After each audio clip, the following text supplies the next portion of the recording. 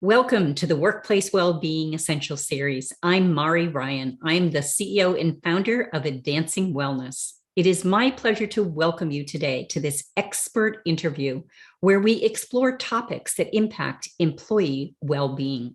My guest today is Julie Alig. Julie is a self-described data geek. She is passionate about telling stories. She lives by the credo that your data can help you answer the questions you're facing. She works with businesses, not-for-profits, colleges, universities, and other groups to uncover the stories in their data using statistics and visualizations. Julie earned a bachelor's degree from Columbia College in the city of New York with a double major in history and French literature. She went on to earn a doctorate in political science from the University of Chicago. While a doctorate student, she was awarded a Fulbright scholarship to conduct her dissertation field research. She lived for a year in Stuttgart, Germany, where she conducted interviews with business owners in the machine tool industry. Julie, welcome. I'm so excited to have you here for this conversation today. Thank you so much for having me. I'm excited for it also, Mari. Well, we're going to explore a little bit around topics related to employee well-being and measuring well-being. One of the places that wellness and well-being programs often fall short is in creating ways to really measure well-being in their organization. Today's conversation, we're going to explore what it takes to measure well-being in meaningful ways. So Julie, let's talk data. I love it. So why is it important to measure well-being in an organization? So yeah, that's a really good place to start, Mari. Why is it important to measure well-being? I would say it's important to measure pretty much anything that the organization thinks is important. And, a lot of times what that comes down to is organizations will keep an eye on the financial metrics, right? Exactly. Any business or organization is going to want to make sure that they're in the black every month, not in the red. Or if they're in the red, that they've got a really good strategy for getting out. But, especially something like well-being, the literature shows that, it is so highly related to job satisfaction. And we all know that job satisfaction is something that organizations have got to keep an eye on, especially as we're recording this in the middle of 2022, better known as the Great Resignation. I think that, organizations really need to be thinking about what they're measuring. And to go back to the old adage, you manage what you measure. Right. If you're not keeping an eye on employee well-being, then you're signaling, perhaps implicitly or maybe even explicitly, you're signaling that you don't see that as important. Wow. And so I'll stop there and see what your thoughts are about that. I think you're right. I think it's a real strong statement as to whether it matters, because we all know you measure what matters. Yep. Yeah. That's exactly it. Exactly it. And to your point, I see a lot of organizations get tripped up right there at the beginning. Like maybe they have the impetus to start measuring, but then they start thinking, what the heck? I have no idea where to start. Or they go in, we've all seen how much data, and especially big data, is really revolutionizing so many parts of our society, especially business. So a lot of organizations are thinking, I don't have big data. So even if I wanted to, I can't even really do this kind of measurement. And I feel like, I see that they kind of get stopped. Right. But let's go there, because I think that's a really important point. Well-being isn't a particular number like gross margin and employee turnover. It's not just one number that's easy to just grab and say, oh, look, employee well-being went up this month. It's a bit harder to measure. So let's talk a little bit more about how should an organization think about measuring well-being and what might be some of their sources of their data. Yeah, exactly. And you're absolutely right. Well-being is not, you can't boil that down to one number. And a lot of times I find that just kind of, again, that just is a stopping point. It's an obstacle that a lot of organizations aren't sure how to get over or how to get around. Right. And, well-being is one of those kind of squishy terms. That's an expert word there, expert terminology, a squishy term, but it's something that no one has got a good measure of. No one does, because there are so many things that go into us as a human, right? What our well-being is, much less us at our place of work or our organization that we're part of. Maybe we're part of a nonprofit board or something like that. So, but that doesn't mean you can't measure it. And that doesn't mean that you can start nailing down parts of what that larger concept of well-being is. And what I would say is, there are, and you, Mari, you have, I believe it's 5 different components of well-being that you talk about. And then there are different metrics that you can look at within each of those, right? Exactly. I would argue that that's the way to start looking at it. But I wouldn't suggest simply going down that list and, an organization going down it and finding each one and throwing them on a dashboard, something like that. I would think more about, they're each components of wellness. I would do what, my social scientist training taught me, create some kind of like index variables around this. So, when you go to measure a squishy topic, like my doctorate's in political science. So if you want to measure something like political ideology, you're not going to take someone's opinion or views on just one item and make that stand in for their full ideology. I would suggest, and I have suggested this with clients, that we look at something more, there are going to be multiple measures. And if we can combine them into one, which I would do it through an index variable, you can start boiling down and you can take advantage of all those. So across your 5, bring together the ones, certain of them that you might have data for, you might not have data for others. So let's put those together and get a sense. So that's a great suggestion in terms of how to start thinking about this. The model that you're referring to is one that we use with our clients. And it's when a client doesn't have a particular model or is just starting their well-being strategy and they don't have a model, we offer this. But when working on a strategy, we create a model. So it might include, financial well-being or connection and community or the environment or the physical well-being, so that each of these different elements are something we can then go and look for. And just as an example, just to make this concrete for our audience, if we look at something, let's say financial well-being has become a big topic in the last few years. In financial well-being, well, we all know that employers provide lots of benefits to employees. So let's take 401k as an example. So that's a retirement benefit that employers provide.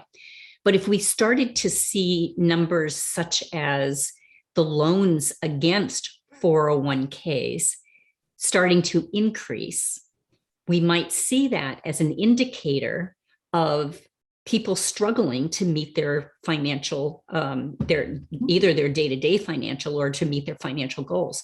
So that can serve as a proxy for maybe telling us that people are struggling financially.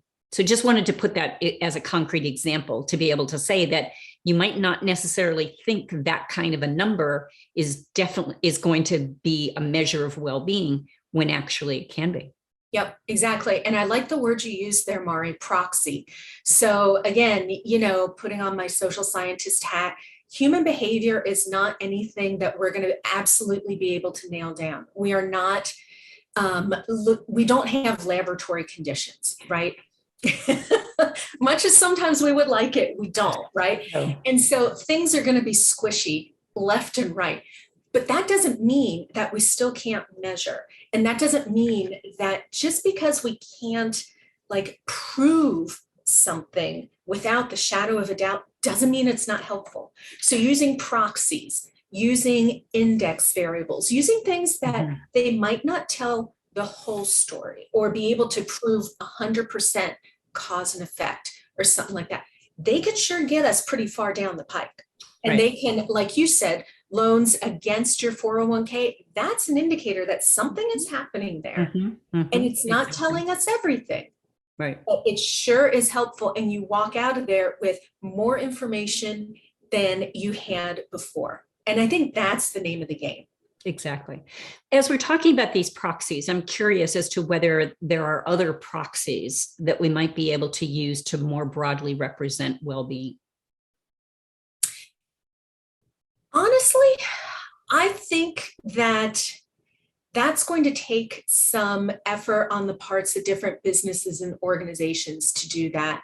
I think, and in the sense, and I hate to throw it back to our audience on this, but I think that the kind of data systems that a lot of organizations have today, they've got some good pieces of data in there. I would think, I would suggest starting with those. And just like you mentioned, you gave your example of loans against 401ks. Think about others that could be used in a slightly different way. But the other thing I would say is it's quite possible that you're just not going to have any in those data systems. And, like I tell my clients, like I tell my students also, that is not a free pass to simply throw in the towel and say, this is, we can't do anything, throw up our hands. It just means that maybe you have to start collecting data. Yeah. And that's, So one of the situations that I come across quite often is that I see that data is managed by various departments. And this becomes a challenge. So some of it might be in HR, some of it might be in benefits or finance. How do you suggest organizations deal with this issue of siloed data? That is a really thorny issue. And any organization that is dealing with it is most certainly not alone. I think, with the best of intentions, most organizations see a problem within one area of their organization and find really good software that answers it, that solves it, right? And with the best of intentions, not thinking about the other parts of the organization and not thinking about how the data flows. I think that, it probably would be a good exercise to actually trace a piece of data through the flow from, for example, if you think about like a call center, a customer call center, even something as simple as hometown. Trace that through, where does it get input? How does it get defined? Who uses it? What others? So does billing use it? Does, I don't know, the warehouse, do they use it? Do this, that, the other use it? And that would be a really good exercise to actually get a sense of what the heck you even have. Because in my experience, a lot of organizations, they don't even realize, like, oh yeah, we use this or that, or we use HubSpot, or it all goes back to QuickBooks. And starting there, then you have a good idea of what exactly the lay of the land is. And then I would say, integrating all those is, that's like a full-time project for a team from here to eternity.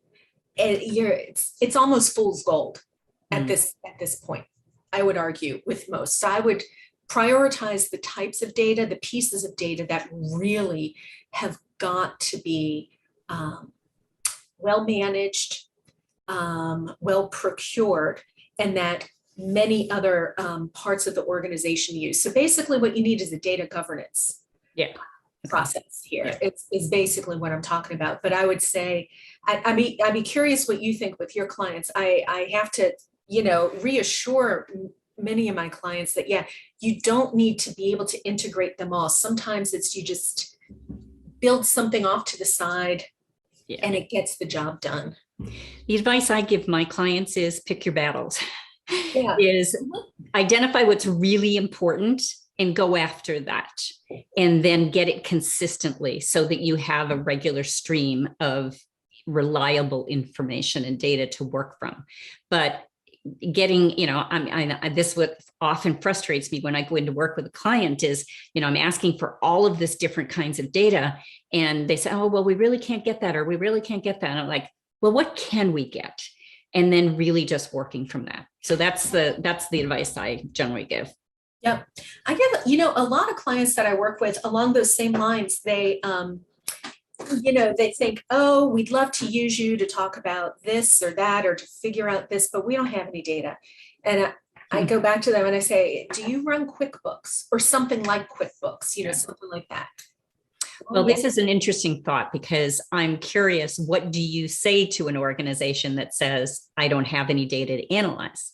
Yeah, you have data. You're just not thinking of it probably in this way, right? You really do have tons of data. So even like, to take my example, a startup, been in business for 2 or 3 years and is running QuickBooks.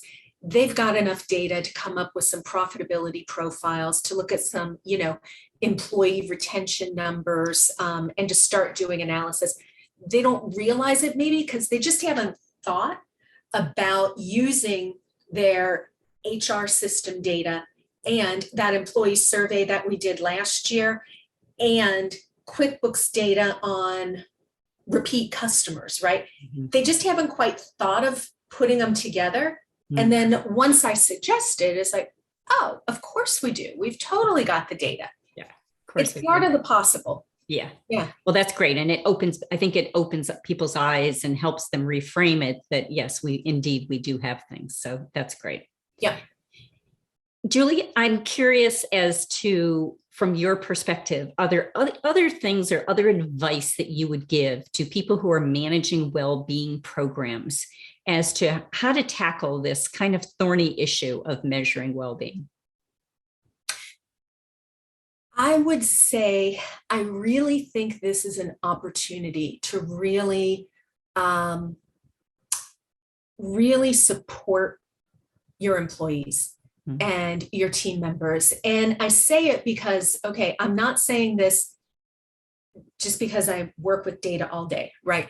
But if we think about the kind of ecosystem that we are all working within right now, very personalized, right? People want to know that their employer understands them, hears them, cares about them, in so much as, and we as consumers even, we want to more and more, we want to have that personalized experience. Maybe sometimes it's a little too personal, but we want to have kind of that personalized experience. And we also want to support companies that are taking care of the environment, of their employees and all. So even though these are hard to measure, well-being is hard to measure, there isn't any one metric, right?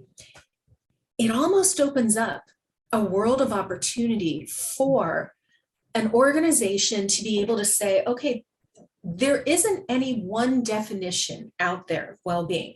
There are many. For us, we have asked our employees, for example, asked our team members, what does well-being mean to you? We have this structure that Mari gave us of, these 5 different areas or something like that. What are the ones that make sense for us, for you in your daily life, in your life at work, within us, within the community? And then build your own.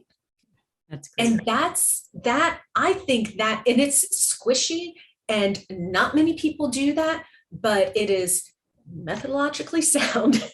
And it's also really, it's listening to your employees and to your team members. And that really is what anyone wants, much less, employees today. So I would say it really is an opportunity not to shy away from.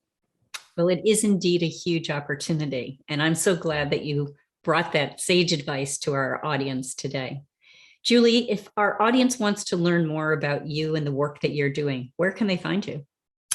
Thank you for asking. I have a website, jlaanalytics, all one word, .com. If you go to that/media, there's a page there that has all of my podcast and panel presentations and all of that. So you can get a sense of the kinds of work that I do with clients. I'm also out on LinkedIn. You can get more of a sense there about the kinds of work that I do and the types of trainings that I teach, the talks I give. Yeah. Excellent. Julie, thanks so much for being here today. It's always delightful to spend time with you. My pleasure. Thank you, Mari. Thanks.